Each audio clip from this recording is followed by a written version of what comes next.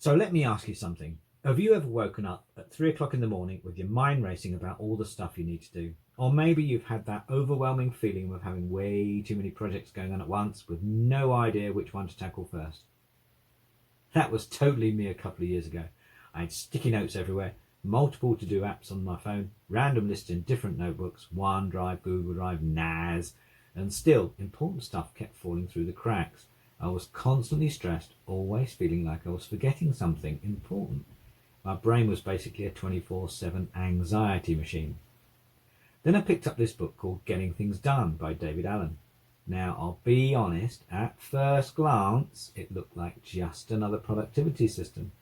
But this one actually changed my life in ways I didn't expect.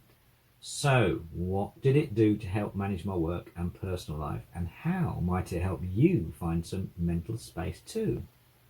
So what exactly is Getting Things Done, or GTD as the people in the know call it? At its core, it's a system for capturing, clarifying, organising and reviewing all the stuff that has your attention. The big promise David Allen makes is pretty bold. He says you can achieve mind like water, a state where you're fully present and responsive to what's in front of you, not distracted by all the things you're trying to remember. The foundation of GTD is super simple but powerful. Your brain is great at having ideas but rubbish at storing them.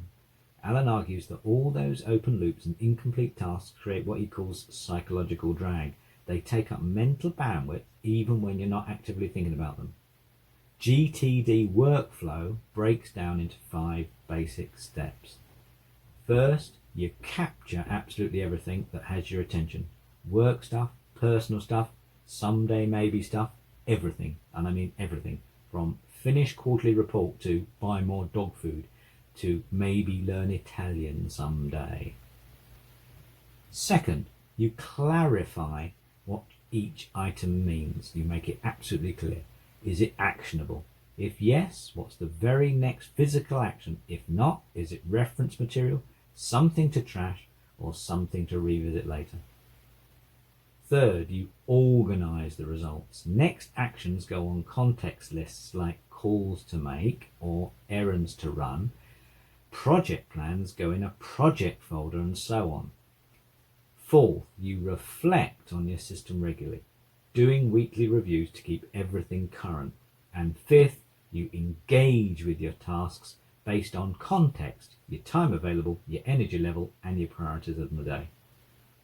One of the biggest revelations for me was Alan's 2-minute rule. If something takes less than 2 minutes to do, just do it immediately rather than putting it in your system at all.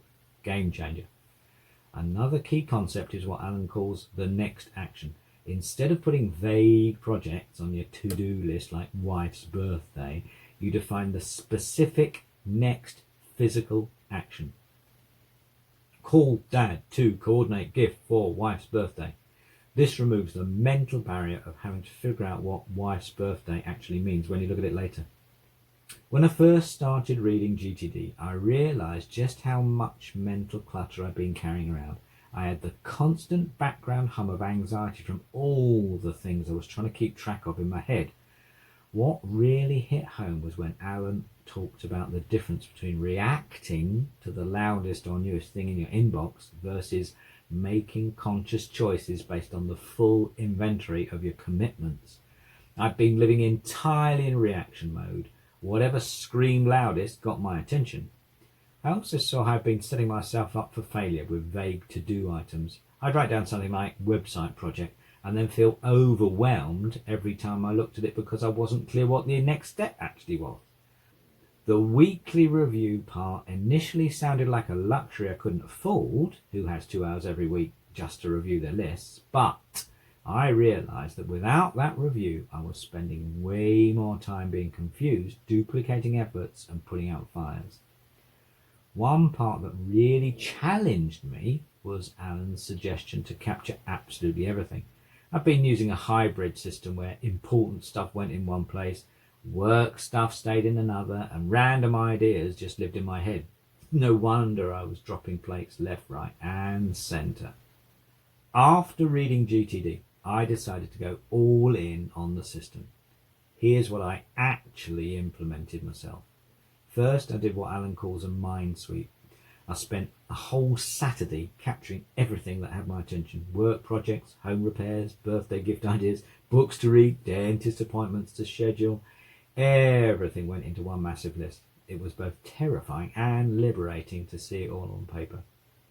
Then I set up physical and digital spaces for my system. I use a notes app called Obsidian for capture, project lists, and reference material. I have context-based lists for next actions like calls, computer, and errands.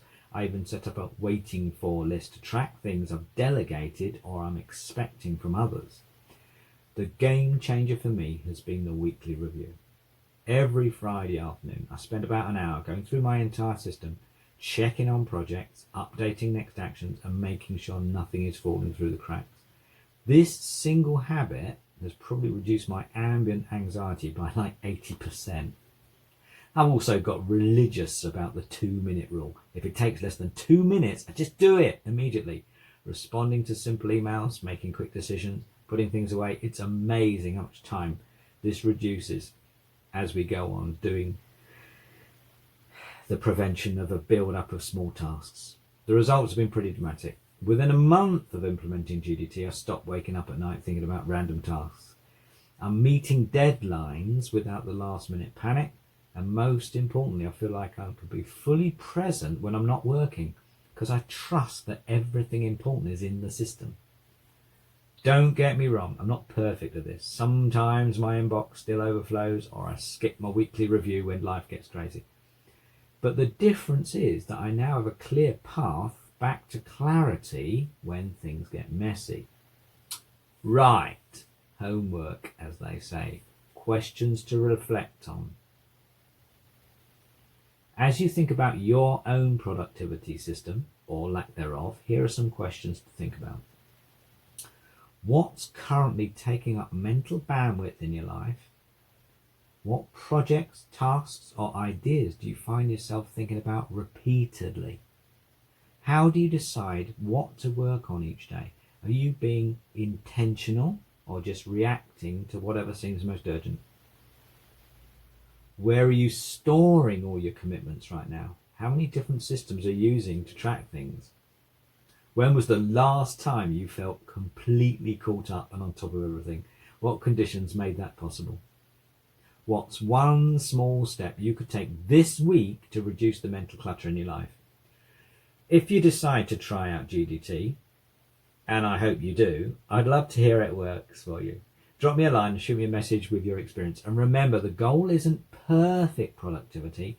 It's giving your brain the space it needs to focus on what truly matters. Good luck out there. Cheers.